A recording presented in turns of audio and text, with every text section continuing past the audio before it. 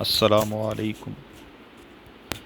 حضرت ابن عباس رضی اللہ تعالیٰ عنہ سے نقل کیا گیا کہ حضرت حسن رضی اللہ تعالیٰ عنہ، حضرت حسین رضی اللہ تعالیٰ عنہ ایک مرتبہ بہت بیمار ہو گئے، تو حضرت علی رضی اللہ تعالیٰ عنہ اور حضرت فاطمہ رضی اللہ تعالیٰ عنہ نے نظر مانی کہ اگر یہ تندرست ہو جائیں تو شکرانہ کے طور پر 3 روزے دونوں حضرات رکھیں گے۔ اللہ تعالیٰ شانوں کے فضل سے صاحبزادوں کو صحت ہو گئی۔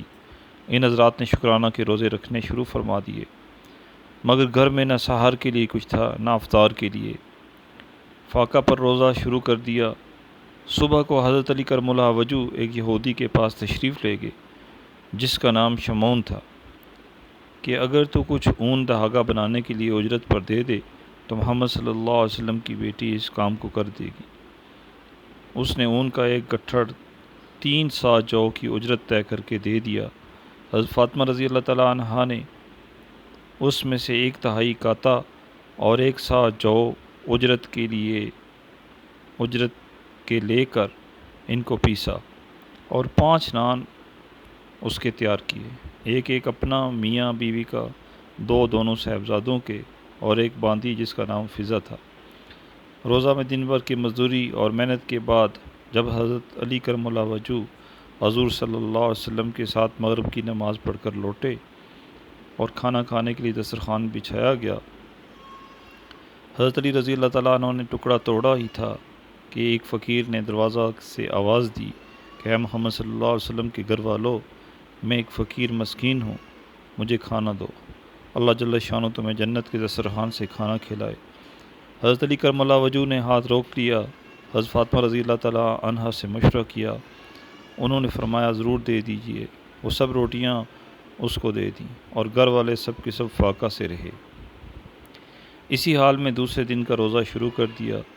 دوسرے دن پھر حضرت فاطمہ رضی اللہ تعالیٰ عنہ نے دوسری تہائی اون کی کاتی اور 1 سا جو کا اجرت لے کر اس کو پیسا، روٹیاں پکائیں، اور جب حضرت علی کرم اللہ وجہ حضور صلی اللہ علیہ وسلم کے ساتھ مغرب کی نماز پڑھ کر تشریف لائے اور سب کے سب کھانے کے لیے بیٹھے تو ایک یتیم نے دروازہ سے سوال کیا اور اپنی تنہائی اور فقر کا اظہار کیا۔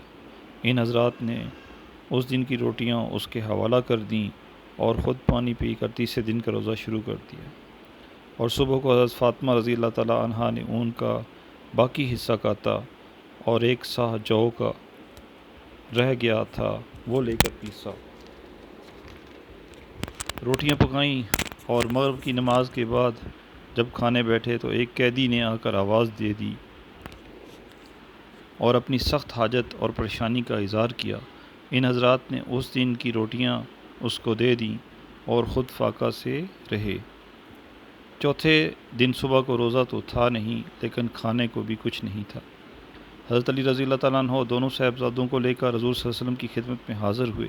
بھوک اور ضعف کی وجہ سے چلنا بھی مشکل ہو رہا تھا۔ حضور صلی اللہ علیہ وسلم نے حضرت علی رضی اللہ تعالیٰ عنہ سے فرمایا کہ تمہاری تکلیف اور تنگی کو دیکھ کر مجھے بہت ہی تکلیف ہوتی ہے، چلو فاطمہ رضی اللہ تعالیٰ عنہ کے پاس چلیں۔